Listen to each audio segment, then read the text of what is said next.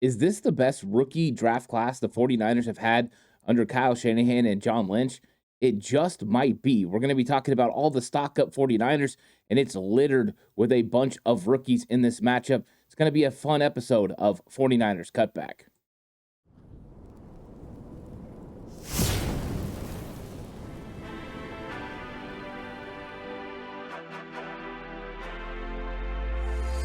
From the alley-oops at Kezar to the glory days at the stick.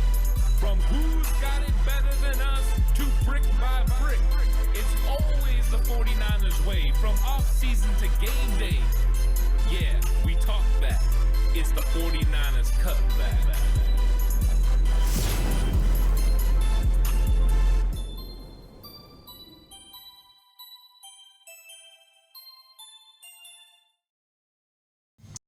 It's 49ers Cutback podcast time. Welcome to the show, everyone. And the 49ers absolutely knocked it out of the park with this rookie draft class, or at least that's how it appears. We're going to be talking all about the rookies in this game, or in this matchup. But how about the 49ers getting a big win against the Seattle Seahawks with key contributions coming from players that needed to step up and young players that needed to step up for the 49ers? And they are absolutely dominating the stock up 49er list. I was going back and watching this game again and just looking at these players, and you see guys that are stepping up. Now, is it all perfect? Absolutely not. Do these guys still need more growth? Yes. Do they need more consistency? Absolutely. But what you're seeing is potential. What you're seeing is promise. You're seeing guys that can step up and make plays for this football team. And you talk about how talented this football team was coming into the season, and yet here we are, and the 49ers are having to count on key rookies that are going to be able to make an impact on the football team. And guess what?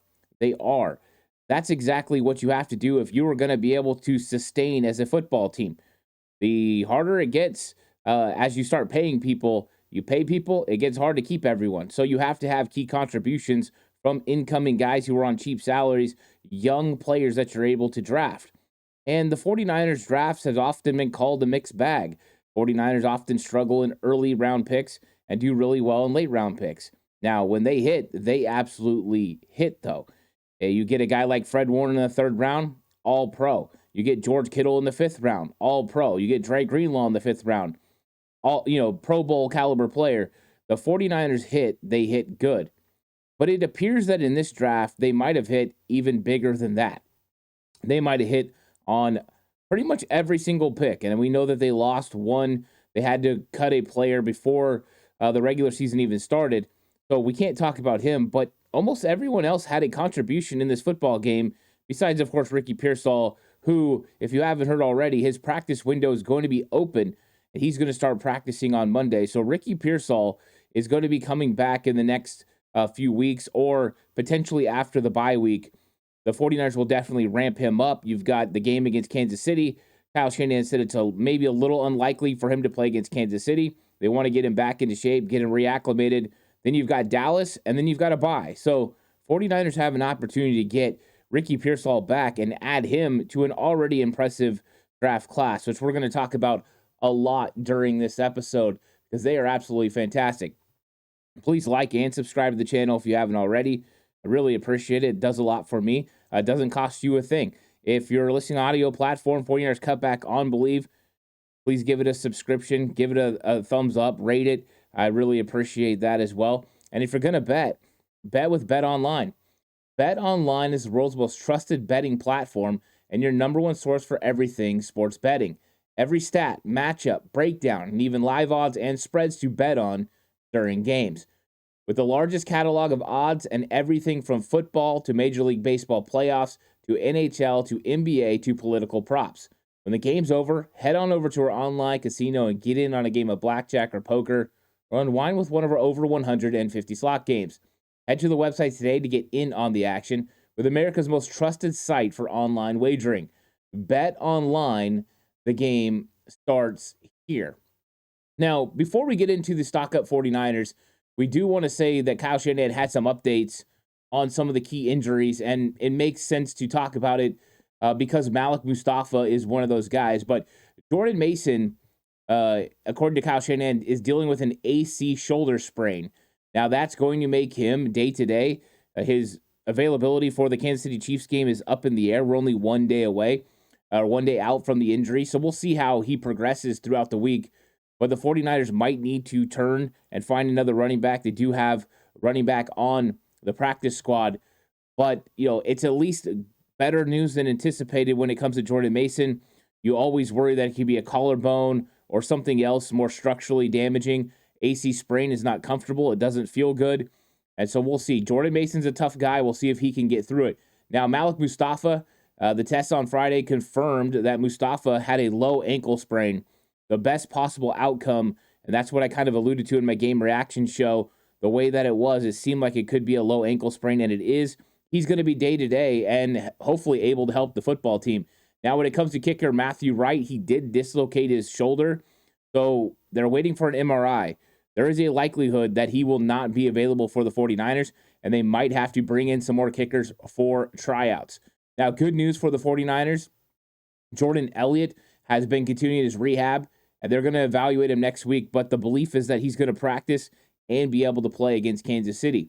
Demetrius Flannigan-Fowles, he's been dealing with an injury, a calf injury. He expects to return to practice next week. And Charvarius Ward, bruised knee, he's considered day-to-day. There's a chance he could go against the Chiefs. Now, one bad news is Christian McCaffrey's practice window is remaining closed for now. Of course, Ian Rappaport reported yesterday that the belief is that Christian McCaffrey could come back at the beginning of November, which makes sense coming out of the bye week. Kyle Shanahan did share that Christian McCaffrey has been ramping it up a little bit, and he is not feeling the pain that he was before. So it's good news for Christian McCaffrey, but it's very touch and go, and they're hoping that he's going to be able to get back on the field this season. As Kyle Shanahan said, Christian McCaffrey is determined to get back out there. So we'll see how that goes. But let's talk about these rookies. We had some guys step up and make plays that are now stock up 49ers.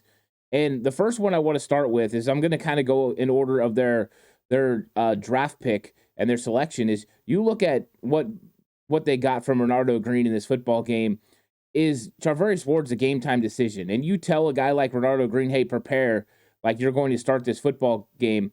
But the fact that a young player did prepare and was ready for the moment is absolutely huge. And so he goes into this game, and this is not an easy task. You step in, and your first matchup is against three very talented wide receivers.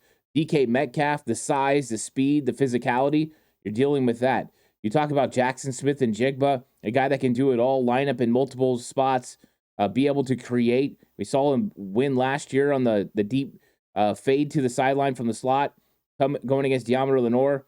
He's got some ability, Jackson Smith and Jigba. I mean, he's a first-round pick for a reason. And then you come with Tyler Lockett, the seasoned, savvy veteran, and he just knows how to get open. He knows how to create separation.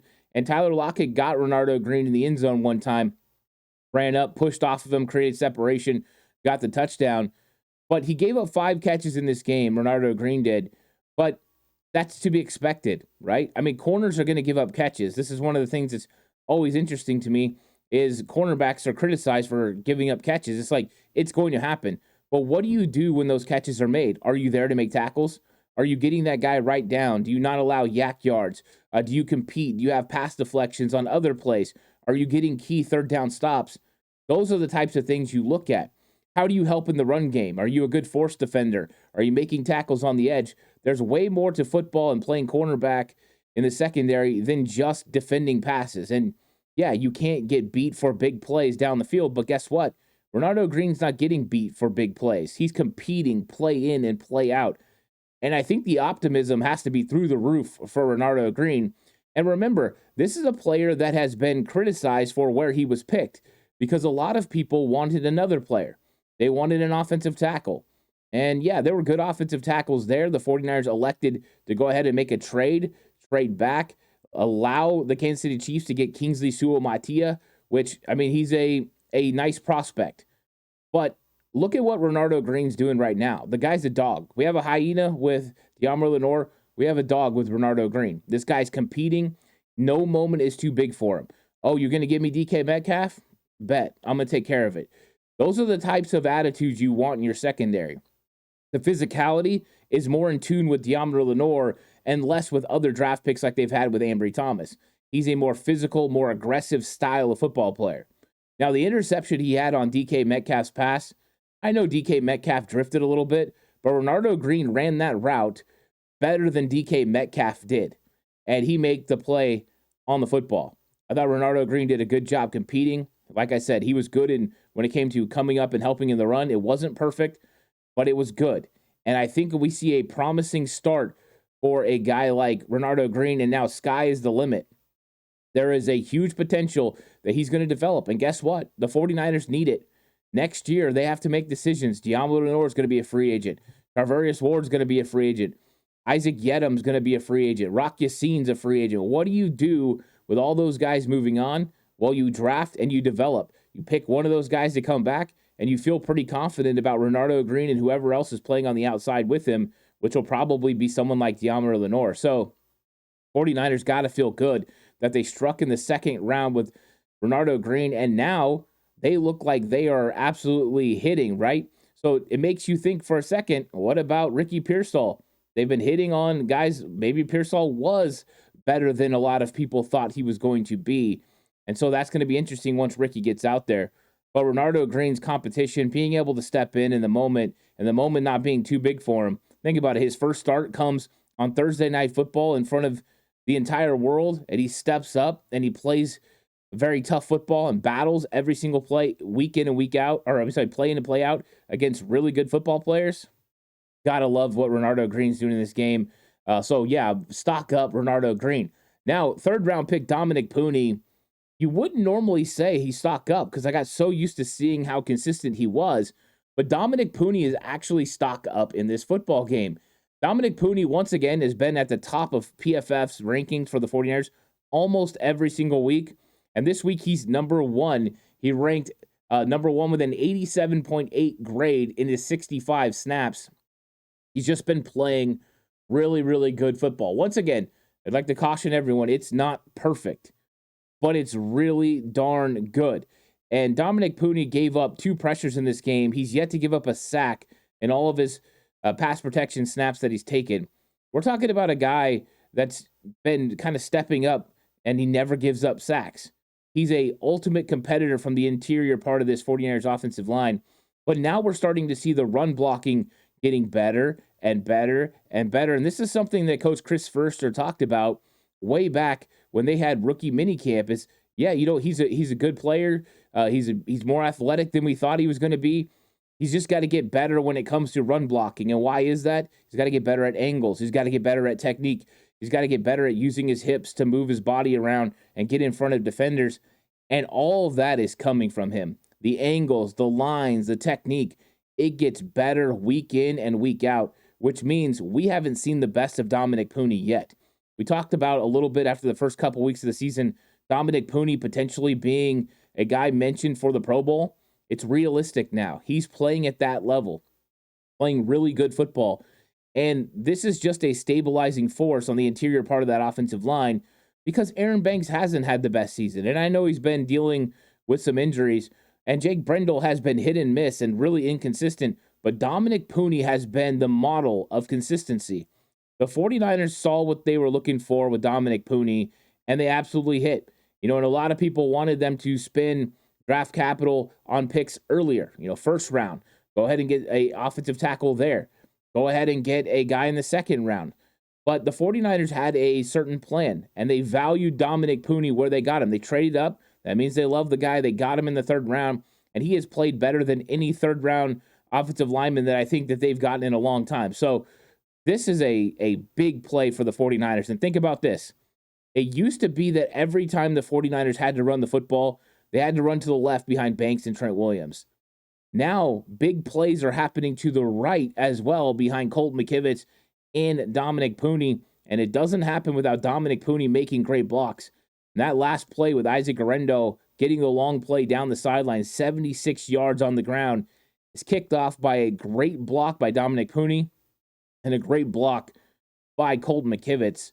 So we're seeing Pooney do it at a high level. Pass protection we knew was going to be a strength of his, but now run blocking becoming a strength better and better every single week. And that's good news. And what's he going to look like by the time we get to the end of the season? And he's a now no longer considered a rookie because he's played a full season in the NFL. You get into playoffs, and Dominic Pooney is going to be a big upgrade for this offensive line.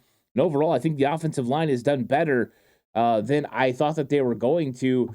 This season, you're hoping that they're going to play as well as they did last year, but I think that they've actually played a little bit better. And I know some of the scores from PFF can somewhat sway it, but let's look at the pressures. Aaron Banks, once again, gives up 4 pressures, but I'm going to give Aaron Banks credit. That's a tough defensive line to go against.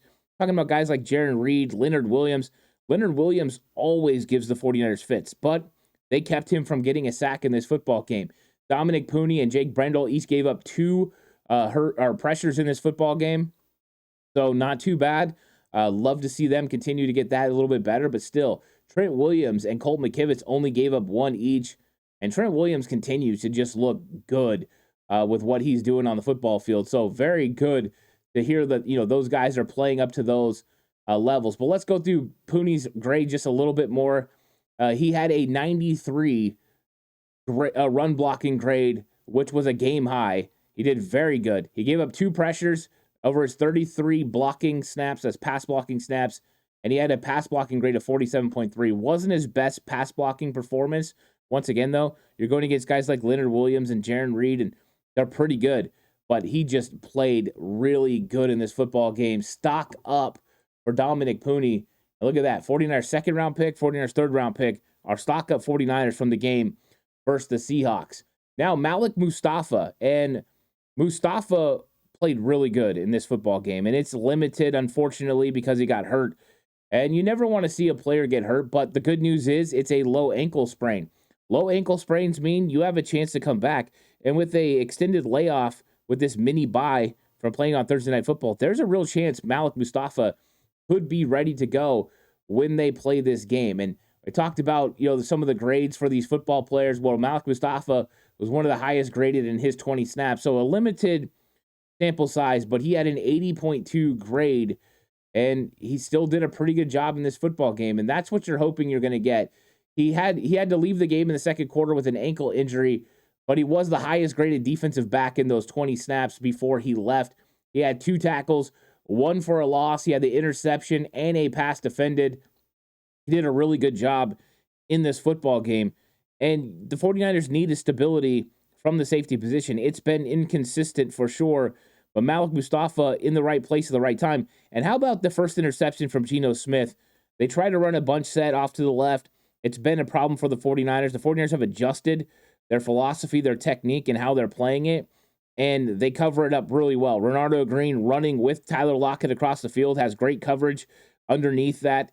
He knows he's got safety help. Geno Smith getting pressure, sails the football, and it's interception by Malik Mustafa. Really a solid play. And, we got to give a little bit of credit right here to George Odom. He played 58 snaps, and he had a team-high tackling grade of 84.1.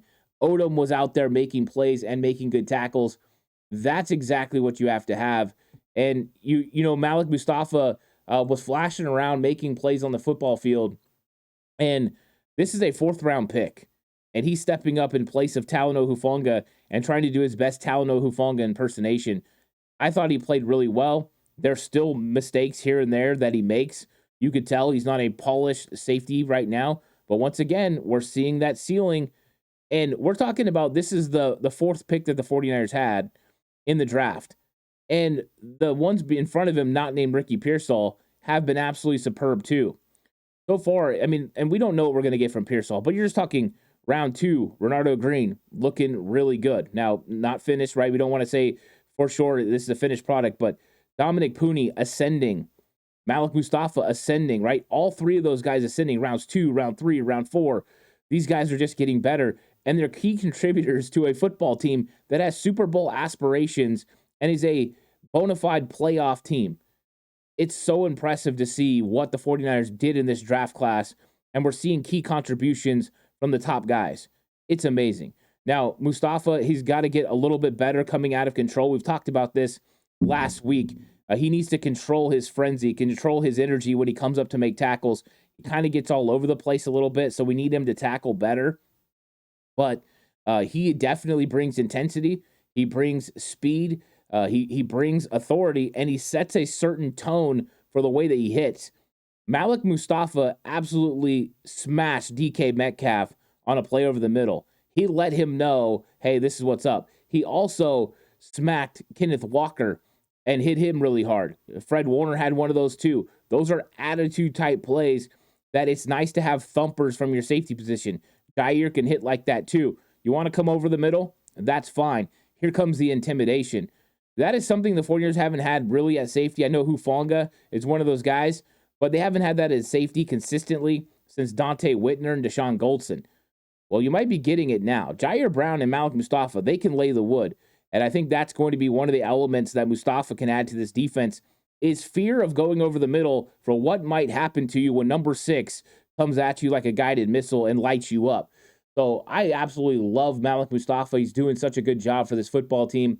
And now I want to talk about the next 4th-round pick. The 49ers traded 2 5th-rounders to come up and get Isaac Guerendo. And since then, he has been one of the most criticized picks that the 49ers made because 49ers fans have bad taste in their mouths when it comes to running back. Now, Isaac Guerendo competed in this game. He battled. He looked for tough yardage. He ran physically. Was it the best performance when he came in place of Jordan Mason? No, I think there's still a lot that he needs to learn. There's a lot of things he needs to get better at. He needs to get more consistent running the ball, his vision, being able to press it to the outside and read it on the outside zone, get vertical when he's supposed to. There's things like that. Last week, he missed the touchdown run. I broke that down over on Patreon. He just hasn't been all the way there yet, but he's a young guy. Well, guess what? Isaac Guerendo, number 1, physicality-wise, I love it. But number 2, that run he made at the end of the football game showed the potential of what Bobby Turner and Kyle Shanahan like with this guy. The speed, the athleticism, the ability to basically outrun anyone. I mean, the cornerback caught him. That's a 4.3 guy. He's pretty darn fast, too. The fact that he had that straight line speed to break and make a long run like that was huge. But what I love even more is he took the proper line when he got the football. So he's running at the right angle. He presses it where he's supposed to, and he sees it open up. Dominic Pooney does a great job scooping in front of the defensive lineman, getting his body around, and there you go. Guerendo cuts up. And what I love about it is he cuts up into a hole that he can't even get through with his shoulder square. He has to somewhat kind of graze through as he turns his shoulder slightly to get through. Protects the football with both arms, knowing the situation is so important. Gets through and then makes Rashawn Jenkins miss him. Safety coming up. Boom, bounces to the outside, and now we've got the foot race. It was absolutely phenomenal run. It was well blocked, but it was well executed by Isaac Guerendo, and it was like, that's it right there. That's the potential of Isaac Guerendo. Now we've got to get more consistency.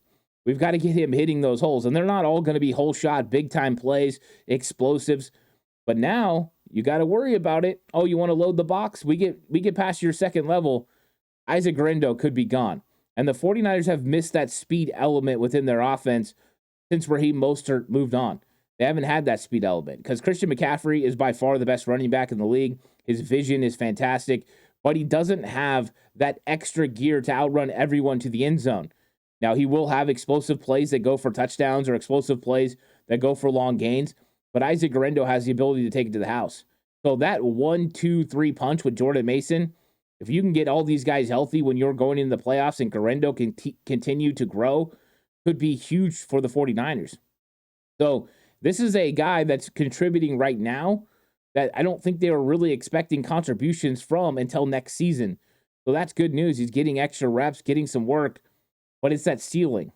There's a ceiling for it. This is a 4th-round pick that we now see a ceiling of potentially being able to be at least a solid number 2 running back that could step in and make plays and get the ball to the end zone with explosives, right? If this isn't 76 yards, if this is supposed to be 70, he probably walks into the end zone.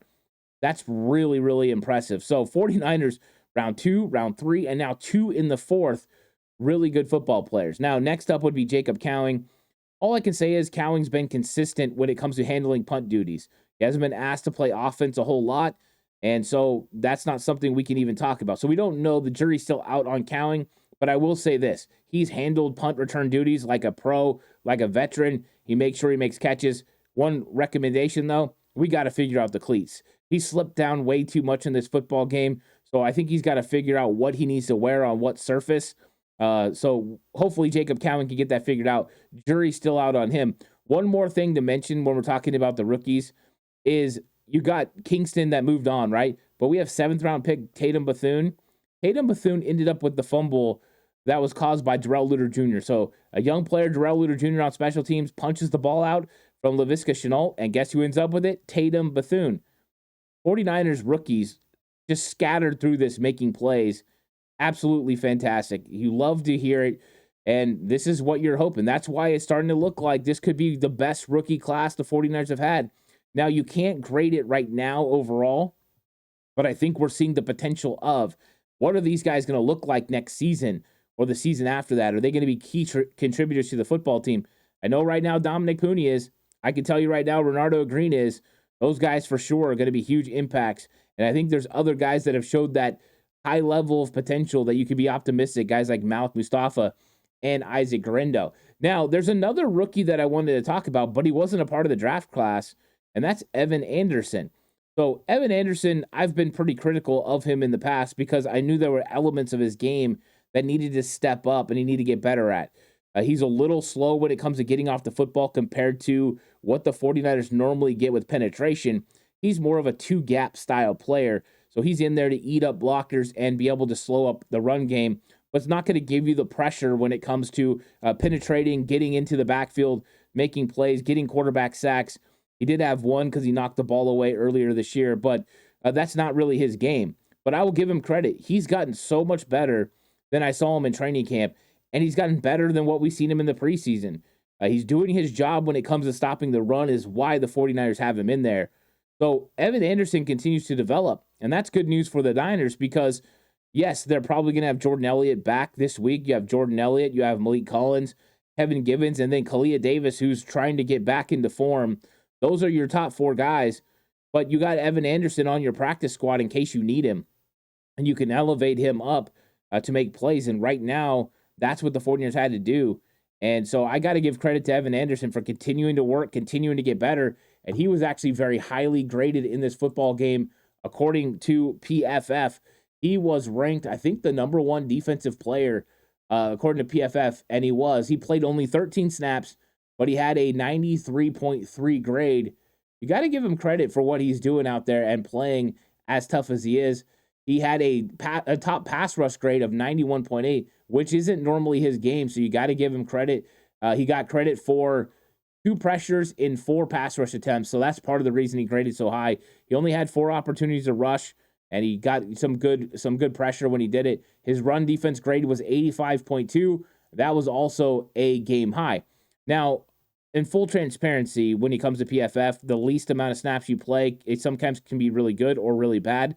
And so if you have limited snaps and you do well on those limited snaps, then your number's going to go up. But you got to give him credit for what he did. So big time credit to what you got from our guy, Evan Anderson. He did a pretty good job in this football game. And I kind of wanted to kind of take that and piggyback it into a guy that's a second-year player, but I have him as a stock-up 49er in this game, and that's Robert Beal Jr. I thought he came in and played well, set the edge, got in there, made a couple plays where he made tackle for loss. I thought he did good in this game. So I was pumped about Robert Beal and what he was able to do because he played, more snaps than we've been seeing him play because he was not really getting out there. They were going with Sam Okawanu, and we were wondering, like, hey, when's Robert Beal Jr. going to have his opportunity? But how about this? Robert Beal Jr. had 4 tackles in this game and 2 solo tackles. So, I mean, he's getting involved from defensive end. He was a nice part of a rotation.